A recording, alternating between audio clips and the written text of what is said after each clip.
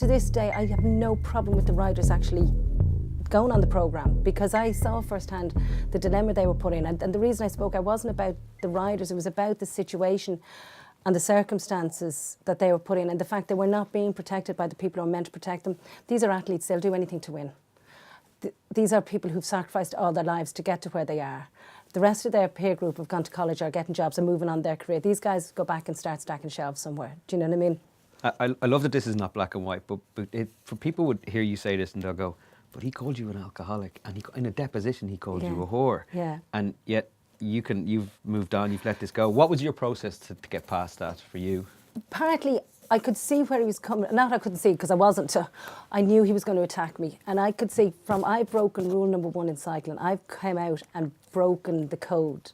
So I knew nobody was going to have sympathy for me within cycling. Do you know what I mean? And I felt so guilty over breaking that code anyway. You know, so I knew that I'd broken rule number 1, therefore.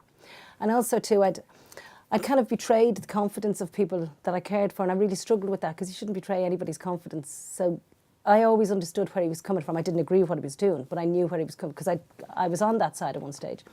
So that's why in ways it was relatively easy to forgive him. In ways, the forgiveness meant we could both just move on with our lives, you know, and hate's too. You have to care an awful lot to hate, and you shouldn't be caring about someone you hate. Do you know what I mean? So no, forgiveness definitely. And it's definitely helped me move on, because it definitely did mess me up for years. Do you know what I mean? So the forgiveness bit does help. Yeah. And what Lance did was just took a more pragmatic approach to it than most did. Do you know what I mean? And he is a pragmatic kind of person, so if you're going to be pragmatic in one aspect, you're probably pragmatic in other aspects. But yeah, he was the lightning rod for it all. And you know what? Even his doping managed to kind of build careers for people. They weren't proud of what they were doing. They knew that they were doing what they had to do to survive, but it wasn't something that they'd have kind of had free choice in a sense. So I could understand. And they're not going home every night at 5 o'clock. They're going home to a terrible hotel room, probably for the most part of it. They're rooming with these other guys, and everybody's under pressure to perform, and then all of a sudden the team's not performing, everybody's down the dumps and everything. And the doctor comes in and he said, well, look, this will help you recover. And your legs are in bits and you have no energy and you're so tired you're not even sleeping. Well, there's only so many times you can say no to that. I always had a problem with it. I hated, you could see a rider when they went on the programme, they kind of lost kind of any love of life really, and seemed to lose the love of the bike. And they'd be doing well, but the excitement was always kind of contained, and they just wouldn't look you straight in the eye the way they used to. It was just different. There's just a demeanour change, and I hated to see that. And I personally thought it brought about, I'm a non-medical person, but that it brought about a lot of depression. And if you look now, how many of the cyclists from my generation are dead? You know, and then there'd probably be a load that we don't know whose personal lives have been affected.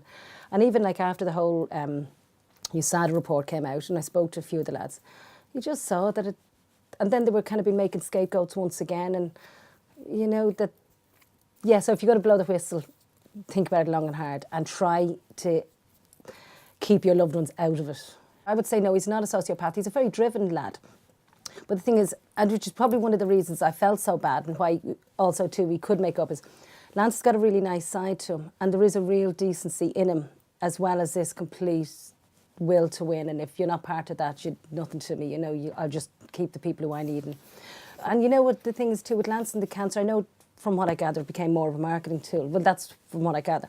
But I was there when that whole Cancer Foundation, when Livestrong started, and I saw firsthand how much that meant to him and how much he wanted to give back.